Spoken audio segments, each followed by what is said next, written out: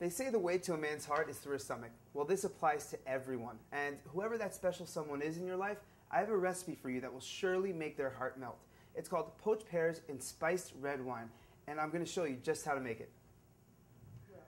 So the ingredients in this recipe are, first, pears. Never too picky on the types of pear that I use. I just want to make sure that it's ripe. And you can tell by giving it a nice little squeeze. If it's too hard, too firm, don't use it. Just make sure it gives a little bit. Second, red wine. Again, never picky about the type of wine that I use. Use a Shiraz, use a Merlot. I actually happen to have a Cabernet Sauvignon. Next, sugar. Now, I have a lavender vanilla bean sugar that I make, and this is because of Butterworthy Cakes. And making pound cakes all day, I always have leftover flavored sugar around.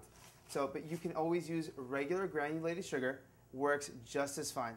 And lastly, cinnamon. This is the spiced aspect of the recipe. My first ingredient was pears. All I did was peel them, and next, again, the red wine. I'm going to go to the saucepan, turn my heat on medium heat,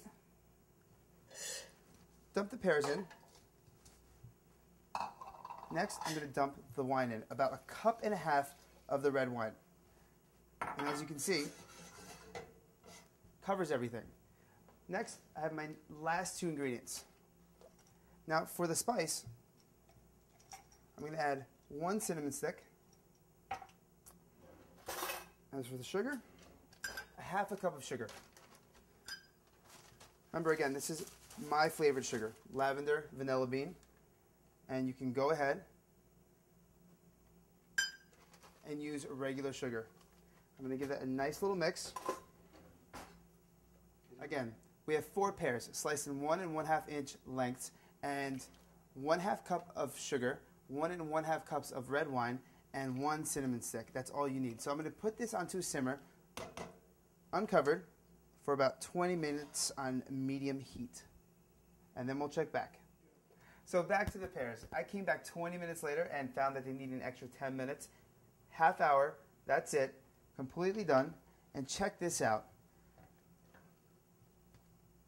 The wine is reduced, the pears are soft, the pears are red. They soaked up all that spice flavor, that lavender flavor, that vanilla flavor. They've gotten it much sweeter, and they're done.